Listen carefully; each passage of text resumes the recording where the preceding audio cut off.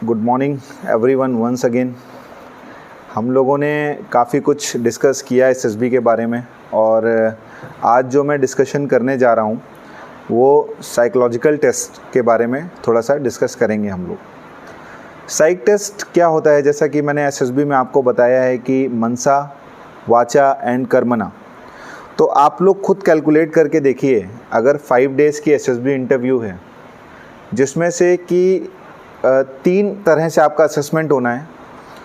एक आपका psychological test होना है, एक आपका पर्सनल इंटरव्यू होना है और एक आपका जीटीओ असेसमेंट होना है। तो उसमें से जीटीओ के पास आप रहते हैं 2 दिन, पूरा दिन, पूरा 3-4 घंटे के लिए 10 टास्क होते हैं जीटीओ के पास। बहुत ज़्यादा टाइम बिताते हैं आप उसके साथ। पर्सनल इंटरव्यू में आप इंटरव्यूइंग ऑफिसर के सामने बैठे हुए होते हैं और देख रहे होते हैं, मतलब अपने आंसर्स को दे रहे होते हैं। वो सामने से आपकी पर्सनालिटी को असेस करता है।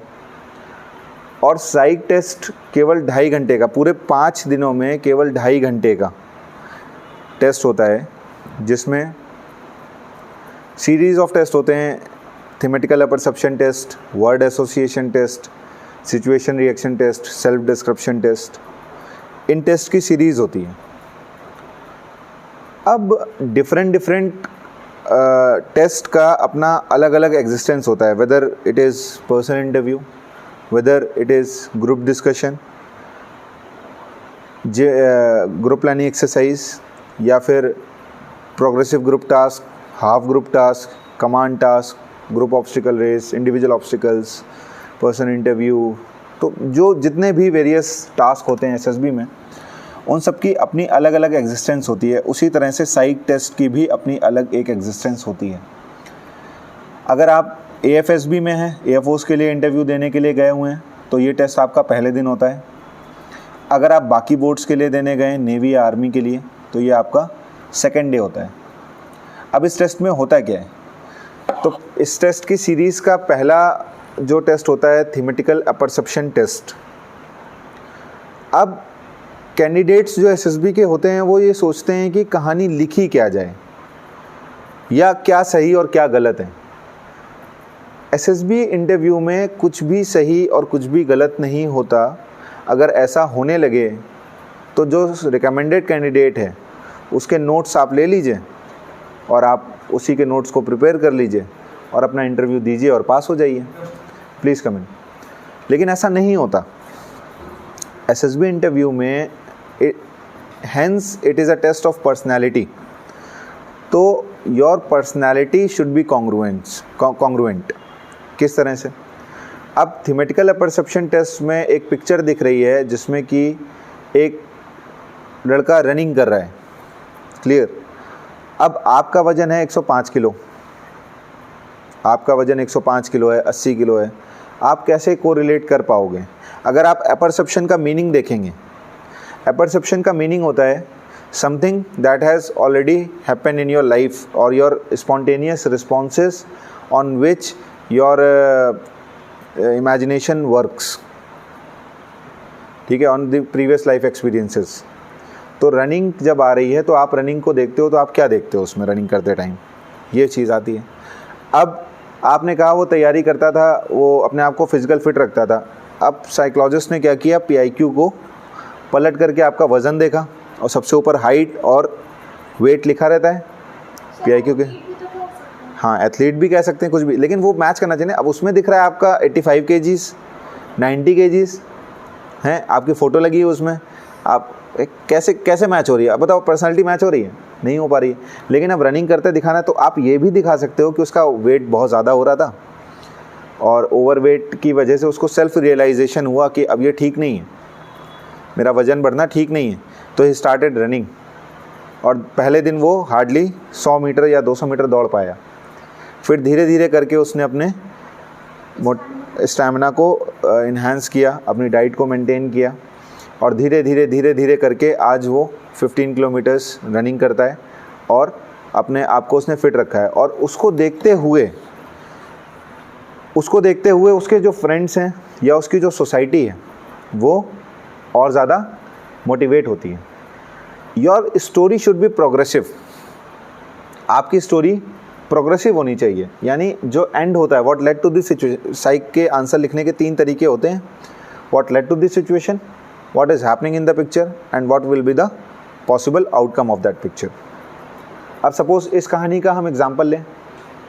अब इस कहानी के एग्जाम्पल में अगर कोई बंदा दौड़ रहा है तो what led to this situation, वो रनिंग ग्राउंड पे आया कैसे? तो आपने अपनी बात कही कि भाई मैं मोटा था। मैं बस एक एग्जांपल ले रहा हूँ, ये कोई स्टोरी को डिस्कस नहीं कर रहा हूँ, ये हर स्टोरी में एप्लीकेबल होगा, हर स्टोरी में, ठीक है। You should be correlated with the theme. जो पिक्चर आपको दिखाई जा रही है, अगर आप उस सिचुएशन में होते तो आप कहाँ होते, आप क्या करते, आपके एक्शंस क्या होते हैं, ठीक है। तो आप कोई रनिंग कर रहा है तो आप ये तो लिख नहीं दोगे कि उसने आर्मी की उसकी भर्ती लगी हुई थी, उसने तैयारी करी और हो गया। भाई इसमें आपका क्या रोल है? मैं अगर उसमें देखना चाहूँ कि उदिता दिखे या आयुष दिखे या फिर पंकज दिखे, कोई भी दिखे, तो कैसे दिखे मुझे, ठीक है। उसमें आप तो दिख नहीं रहे हो। लेकिन अब अगर ये स्टोरी कोई हेल्दी कैंडिडेट लिखता है तो उसमें मुझे दिख रहा है कि अच्छा यही होगा ये बंदा, कि जिसका वज़न बढ़ रहा था, उसने मेहनत करी और मेहनत करके आज वो पतला हो गया है और अच्छे से रनिंग कर रहा है, और उसको देखते हुए और भी लोग सोसाइटी के रनिंग करने लगे और अपने आप को फिट रखने लगे। तो अब जितने वो कर रहे हैं तो उससे और ज़्यादा मोटिवेट होंगे। तो योर स्टोरी इज़ प्रोग्रेसिव। एक चीज़ साइकोलॉजिकल टेस्ट में ये ज़रूर याद रखनी है कि आपकी स्टोरी प्रोग्रेसिव होनी चाहिए। अब ये तो हो गई थेमेटिकल परसेप्शन टेस्ट का एक एग्जांपल मैंने दिया। अब दूसरा है वर्ड एसोसिएशन। अब इस पे बात करना मीन्स कि इस पे बहुत वास्ट, बहुत ज़्यादा बातें हो जाएंगी। थेमेटिकल परसेप्शन टेस्ट पे बहुत एक्स्ट्रा ऑर्डिनरी थीम्स भी, देखो 2 तरह की थीम होती हैं, एक ओपन थीम होती है, क्लोज थीम होती है। क्लोज थीम पे तो जो दिख रहा है वो आपको लिखना ही लिखना है। अगर यूनिफॉर्म में कोई एम्बुश लेकर के बैठा हुआ है, आर्म लेकर के, तो आप उस सिचुएशन से नहीं भाग सकते हो कि वो एक प्ले हो रहा है। You have to write this thing, isn't it. लेकिन अगर कोई आपको ऐसा थीम आया है जिसमें रनिंग कर रहा है या 2 लड़के जा रहे हैं या कोई रोड पे जा रहा है, जैसा कि आप लोगों ने कल स्टोरी ग्रुप पे भेजी थी, ठीक है। तो आपकी स्टोरी को अगर मैं बात करूं तो उसमें देखो एक्सीडेंट कहीं दिख नहीं रहा था, लेकिन एक्सीडेंट आया। या उसने लिखा था कि उसके दोस्त को बहुत बिजी लग रहा है, तो उसको सिंपल उसी स्टोरी को अगर बात करें तो देखो वो ओपन थीम थी, क्योंकि कोई जा रहा है।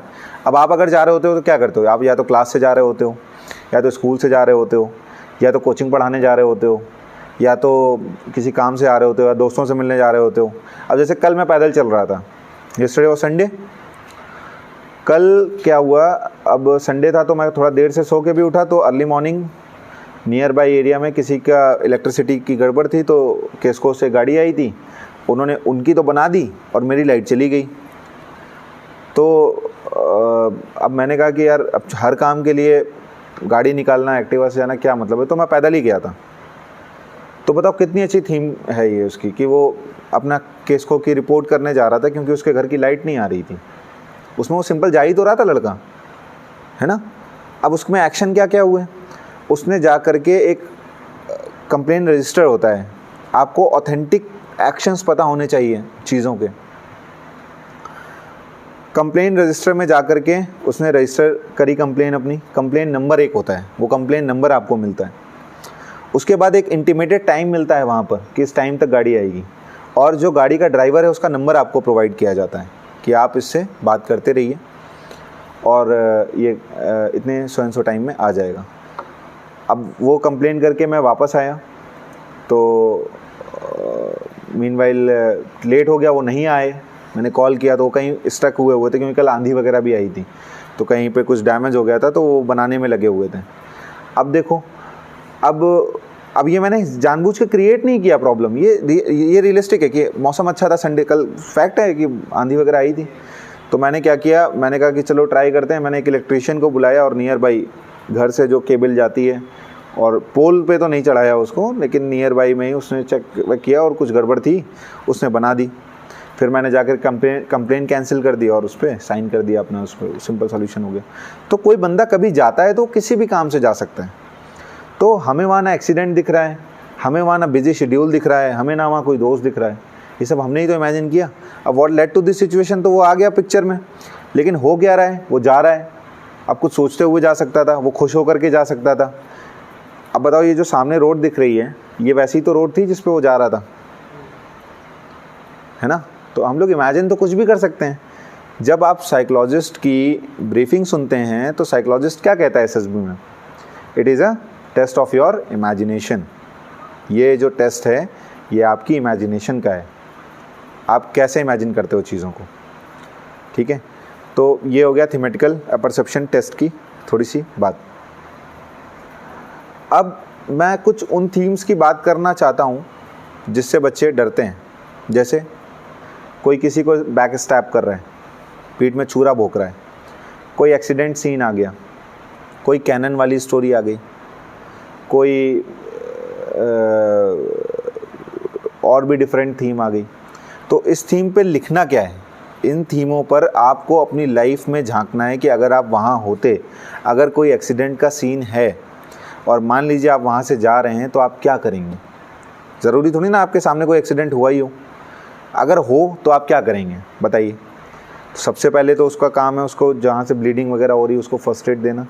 कोई आदमी हाथ नहीं डालता है तो अभी गवर्नमेंट ने कह दिया कि अगर कोई एक्सीडेंटल केस कोई भी ले करके आएगा तो उससे कोई क्वेश्चन आंसरिंग नहीं होगी। तो आदमी इसी डर में नहीं ले जाता था कि अरे हम क्या जवाब देंगे। फोर्सेस में जो सबसे अटमोस्ट प्रायोरिटी होती है, चाहे वो जनरल साहब हो, चाहे वो नायक हो, चाहे वो नायब सूबेदार साहब हो या NCOs JCOs कोई भी हो, फोर्सेस में अटमोस्ट प्रायोरिटी होती है लाइफ की, किसी की भी लाइफ।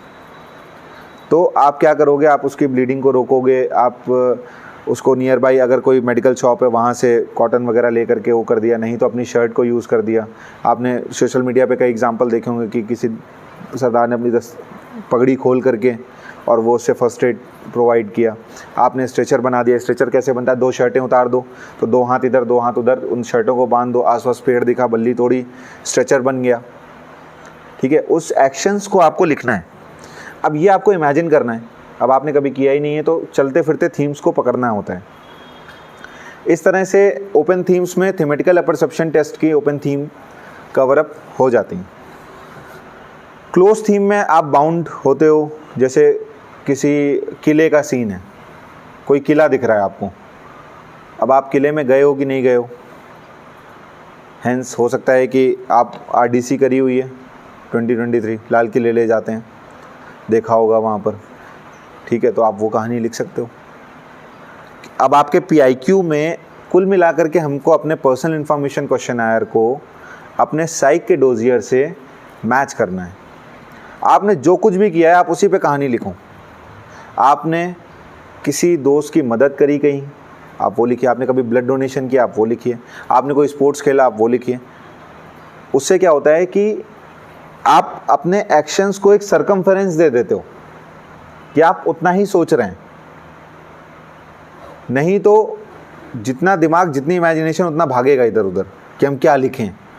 तो अपने इमेजिनेशन को एक बाउंड्री दो कि मुझे अपने बारे में ही सोचना है। जो हमने लाइफ में किया हुआ है आप एक कॉपी पे लिख लीजिए, आप अपने PIQ से कोरिलेट करिए इसको। अब टैट और SDT, मैं SRT और वैट की बात अभी नहीं करूँगा, टैट और सेल्फ डिस्क्रिप्शन टेस्ट की बात करूँगा।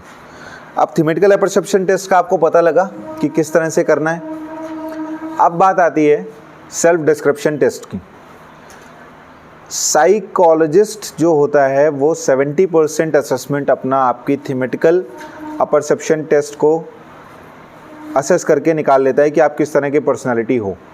10% वो वैट में से कंफर्म करता है, 10% वो SRT में से कंफर्म करता है और 10% वो SDT में से कंफर्म करता है। Hence SRT and word association test are time bound और सिचुएशन बाउंड। टाइम बाउंड होते हैं, 15 सेकंड के लिए एक शब्द आया, या सिचुएशन बाउंड होते हैं तो आप उसमें उतना अपनी एक्चुअल चीज़ें दे भी देते हो या नहीं भी दे पाते हो। लेकिन सेल्फ डिस्क्रिप्शन टेस्ट होता है वो आप फ्री प्रिपेयर करके जा सकते हो। 5 हेडिंग्स होती हैं उसमें। What do your parents think about you? What do your friends think about you? What do you think about yourself? What your teachers think about you? And what kind of person you want to be in your life? ये सब कुछ आपका cover कर लेता है। अच्छा आप लोग अभी बताइए कि आप लोग किसके किसके सराउंडिंग्स में रहते हैं, या तो अपने माता पिता के, या तो अपने दोस्तों के, या तो अपने टीचर्स के, या तो अपने आप के। इसके अलावा आप किसके सराउंडिंग में रहते हो? किसी के नहीं ना, केवल इन्हीं चारों के तो सराउंडिंग में रहते हो। आप कोई भी इमेजिन कर लो, आप जैसे अपने स्टूडेंट्स के सराउंडिंग में रह सकते हैं जो टीचर हैं, जैसे आप कोचिंग देते हैं तो या वर्क प्लेस पे जो मैनेजर है जिसके अंडर में काम कर रहे हैं, तो ये लोग क्या करते हैं, ये हमें बेटर असेस करते हैं। अब एक ऑफिसर को या एक कैंडिडेट को सेल्फ अवेयरनेस की इम्पोर्टेंस क्या होती है ये पता होना चाहिए। जैसे कि मैंने देखा, मैं भी पहले जब प्रिपेयर करता था तो अपने फ्रेंड से पूछा करता था कि तुम मेरे बारे में क्या सोचते हो, ठीक है। उसकी सोच वो क्या है कि उसने कभी एसएसबी नहीं दी, वो कुछ भी कह देगा। यू शुड बी अवेयर कि what the person standing in front of you is thinking about your self. An officer must be aware of it. सभी को अवेयरनेस ये होनी चाहिए कि जो भी मुझसे एसोसिएटेड हो मेरे बारे में क्या सोचता है। अगर आपको ये नहीं पता है तो इसका मतलब आप अपने आप को उतना अच्छा नहीं सेल्फ इंट्रोस्पेक्ट कर पाओगे जितना ये आपसे पूछिए नहीं दूसरों से। आपको खुद अवेयर होना चाहिए कि मेरी क्या कमियां हैं, और तभी आप एक अच्छे इंसान बन पाओगे। अब सेल्फ डिस्क्रिप्शन टेस्ट में जो 5 हेडिंग्स होती हैं उसमें पेरेंट्स क्या सोचते हैं। अब आपको करना क्या है, आपको क्वालिटीज़ से अच्छा, जैसे I am a responsible son, I am having good friend circle, I am social adaptable, I remain happy all the time, ठीक है, this kind of thing. 15 officer like qualities को सामने लिखना और अपने एसडी को लिखना और चेक करना कि हर एसडी में कितनी OLQs दिख रही हैं, उसको टिक करना। आप अपने एक्शंस लिखिए, एग्जाम्पल लिखिए। मैं छोटा सा एग्जाम्पल देता हूँ। आपने नाउन की डेफिनेशन पढ़ी होगी तो याद भी होगी। Noun is the name of any person, place और a thing. For example Ram, Shyam, Kanpur, Taj Mahal etcetera. हर डेफिनेशन के साथ एग्जाम्पल ज़रूर होते हैं कि नहीं होते हैं। अब अगर एग्जाम्पल ना हो, जैसे आपने 12th में बर्नौलीज थ्योरम पढ़ी होगी जो साइंस है, या आपने every action has a equal and opposite reaction class 9th में पढ़ा होगा, फोर्सेस मोशन के लॉस पढ़े होंगे। अब इसके जब तक एग्जाम्पल ना हो तब तक मज़ा आएगी। अगर आपने NCERT पढ़ी हो तो NCERT एग्जाम्पल से ही शुरू करती है कि आप जनरली देखते होंगे कि अगर क्रिकेट खेल रहा है कोई तो बॉल आती है तो उसने उसको किया तो बॉल उधर चली जाती है डायरेक्शन में, या force can change shape, size और पोजीशन ऑफ एन ऑब्जेक्ट। तो फॉर एग्जांपल कि किसी भी चीज़ को, तो एग्जांपल से चीज़ें ऑथेंटिक बनती हैं। अगर आपकी लाइफ में एग्जांपल ना हो तो ऑथेंटिक। अब जैसे कोई इंसान बहुत अच्छा है, कैसे पता लगेगा कि वो बहुत अच्छा है? उसके एक्शन से, उसने जो काम किए होंगे उससे। कि अगर वो कहता रहे कि नहीं हम बहुत अच्छे हैं, हम बहुत अच्छे हैं, मैं ही हीरो हूँ, मैं बहुत ये हूँ, तो उससे तो मतलब नहीं ना, उसके काम बोलेंगे। अब जैसे अभी देखो नई ट्रैफिक SP आई हुई हैं, कितना अच्छा ट्रैफिक सिस्टम कर दिया। हर जगह पर वो देखो कि साइड से बना दिए इधर उधर और चेंज कर दिया, सब कुछ चेंज कर रखा है उन्होंने। आप किसी भी रास्ते से आओ, तुम्हें तो ज़्यादा समस्या होती होगी अगर VIP रोड से आती होगी, जो एक टर्न दे दिया है पीछे वो बंगले से होकर के आकर के, तो थोड़ा लंबा पड़ता है, इधर से जाना नहीं हो। हाँ तो वही तो। अब देखो, अब अगर कोई मुझसे कहता कि वो फलानी जो SP साहिबा आई हैं वो बहुत अच्छी हैं, ठीक है, या मैं अगर किसी को बताऊं, कोई मेरा दोस्त आए यहाँ पर, मैं कहूँ बहुत अच्छी हैं, तो उसको कैसे पता लगेगा कि बहुत अच्छी हैं? वो देखेगा, ट्रैफिक सिस्टम देखेगा। पता है आप लोगों ने ध्यान दिया हो ना दिया हो, मैं तो घूमता रहता हूँ शहर में और बहुत ज़्यादा ऑब्ज़र्व करता हूँ चीज़ें। रात में 10 बजे 11 बजे भी जो वाइट और ब्लू वाले ट्रैफिक होते हैं अब खड़े रहने लगे हैं, पहले नहीं होते थे, अब खड़े रहने लगे। अब ध्यान दोगे तो ज़्यादातर खड़े रहते हैं और अटेंटिव खड़े रहते हैं। पहले जिन चौराहों पे नहीं भी होते थे तो अब रेगुलर ये कर दिया। तो ये क्या है? ये उनके एक्शंस ही तो हैं। तो अब इसी तरह से सेल्फ डिस्क्रिप्शन टेस्ट में आपको एग्जाम्पल्स भर भर के रखने हैं।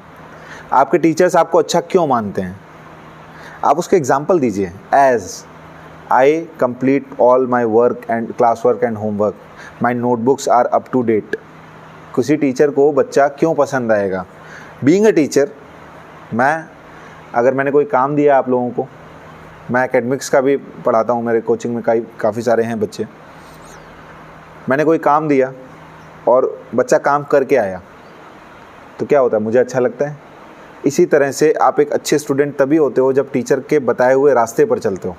अभी तो अब आजकल तो इतना वो नहीं है, एक टाइम पर गुरुकुल वगैरह होता था तो गुरुजी के मुंह से कोई बात निकल गई तो वो तो फिर पूरी होनी है, नहीं तो फिर पाप लगेगा।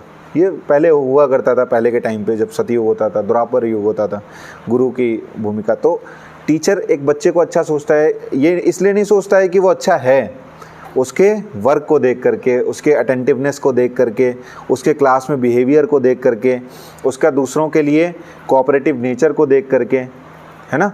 तो सेल्फ डिस्क्रिप्शन टेस्ट का कहानी यही है कुल मिला करके कि आपके एक्शंस क्या क्या हैं। आप पेरेंट्स के सामने की बात करता हूँ, what do parents think about you.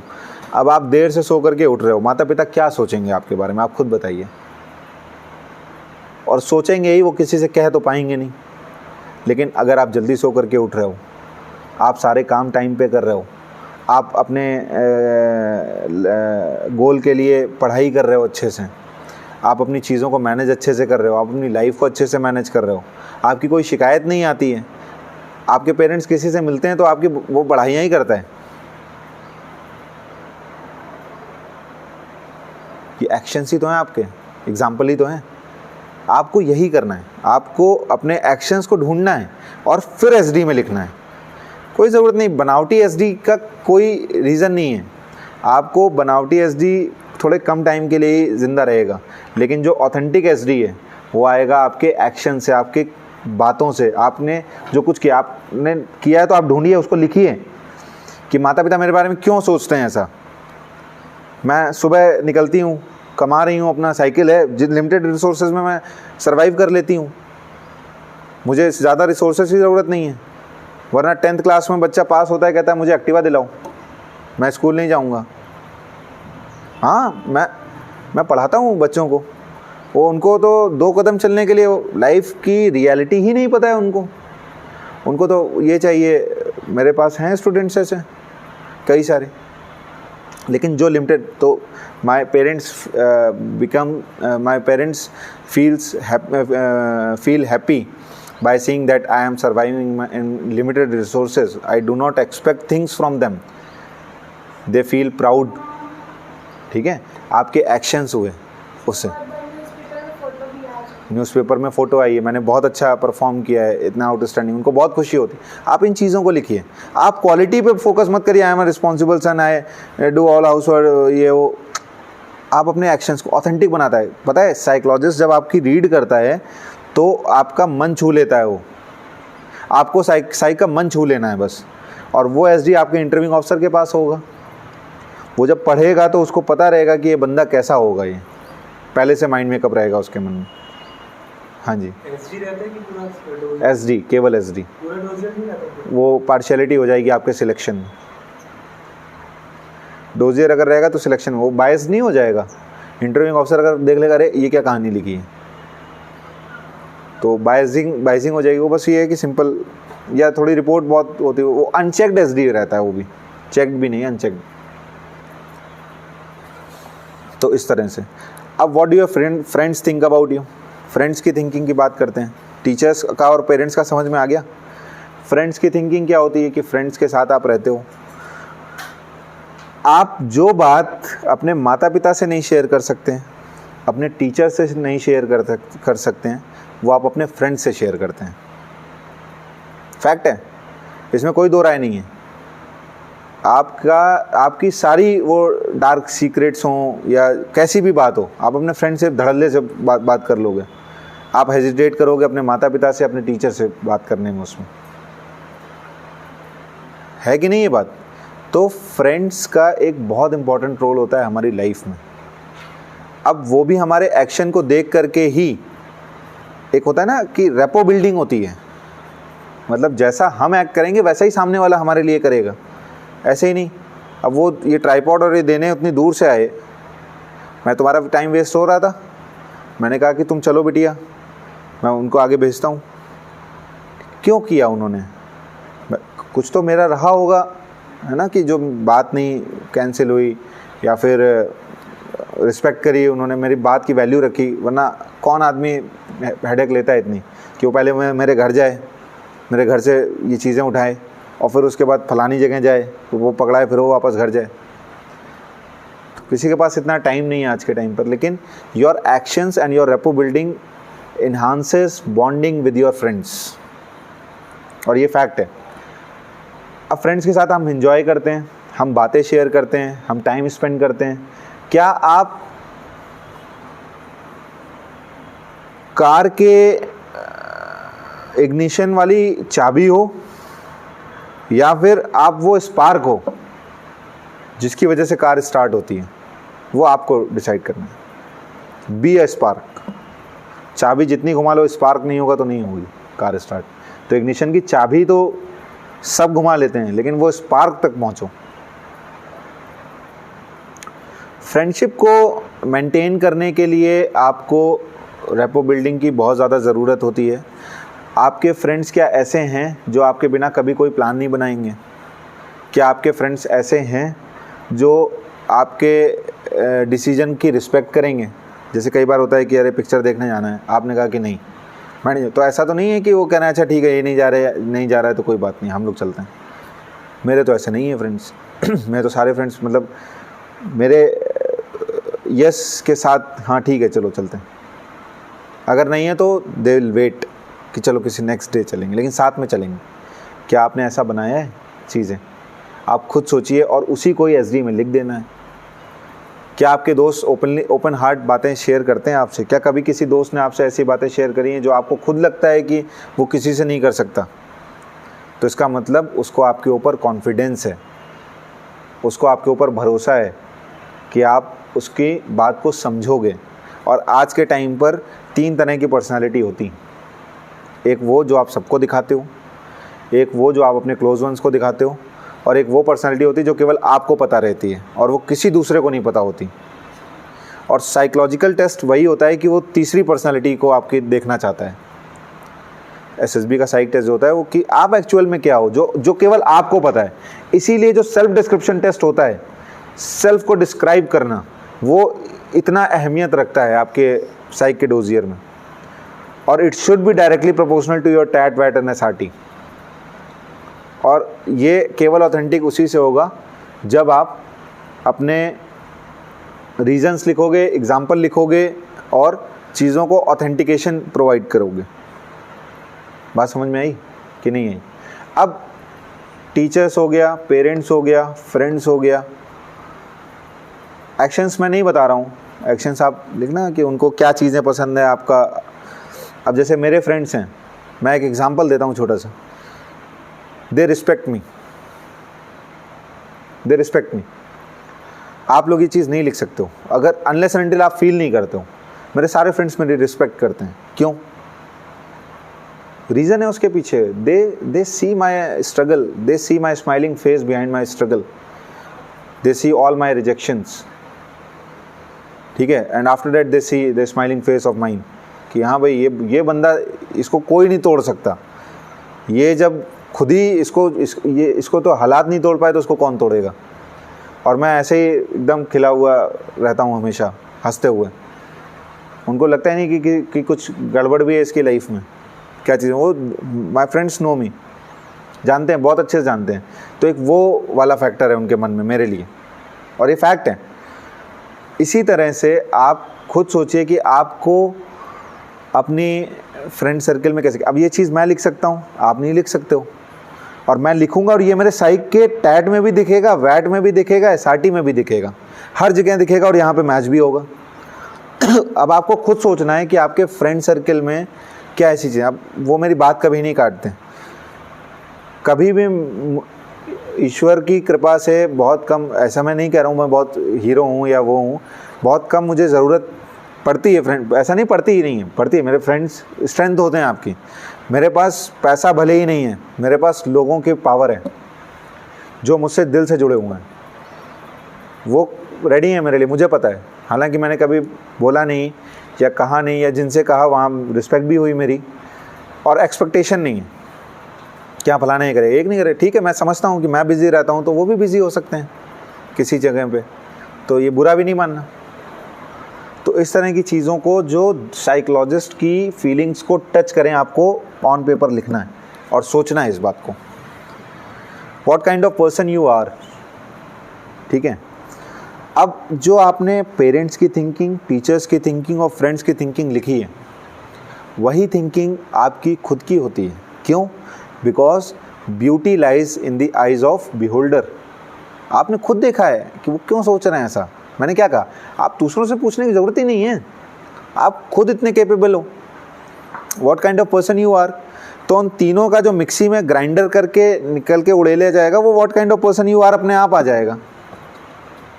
Fact है ये, आप खुद लिखोगे, आप कभी लिख के देखना। मैं आपको तरीका दे रहा हूँ कि एसडीटी लिखा कैसे जाना है। प्रोफेशनल राइटर्स हैं, मेरी कज़न सिस्टर है राइटर, पर वर्ड का लेती है कितना, 200-300 रुपये, 200 रुपये शायद पर वर्ड लेती है। लिखवा लो उससे, एक शब्द का 200 रुपये, इज़ लिखेगी तो 200 रुपये ले लेगी। ठीक है, तो पर वर्ड लिखवा लो, लाखों रुपए दे दो, लिखवा लो, लेकिन एसएसबी में नहीं रिकमेंड हो गए। क्यों? पर्सनालिटी से मैच ही नहीं करेगा। इसीलिए मैं आपको एक सोचने का एज दे रहा हूं कि आपको एसडीटी लिखना क्या है और कैसे लिखना है, ये इंपॉर्टेंट थिंग। बात समझ में आई कि नहीं आई? And what kind of person you want to be, आपको किस तरह का पर्सन बनना है। तो जो आपकी पर्सनालिटी इन 4 हेडिंग्स में दिख रही है, उसमें कुछ जो कमियां रह रही हैं उसको वहाँ पर आपको लिखना होता है।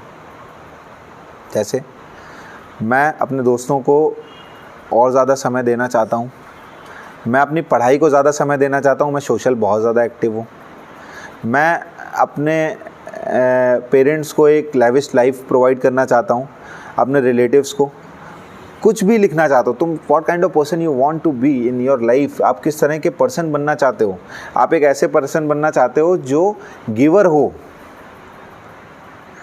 मेरे पास आज इतना अगर अमाउंट आ जाए तो मैं दोनों हाथ से, ठीक है, जब किसी की मदद हो सकती है तो मैं क्या हूँ यार बीच में, तो गिवर हो। अगर ये है तो आप लिखिए उसमें, एसडी में जो कमियां आपकी 3-4 हेडिंग्स में दिखी हैं उसको लिखिए। मैं और ज़्यादा अच्छा करना चाहती हूँ, मैं इंटरनेशनल में इंडिया को रिप्रेजेंट करना चाहती हूँ, योगा में ओलंपिक्स में गोल्ड मेडल लेकर के आना चाहती हूँ, आप लिखिए। ठीक, तो इस तरह से सेल्फ डिस्क्रिप्शन टेस्ट होता है एसएसबी में। चलिए इसको, वीडियो को ऑफ कर दो।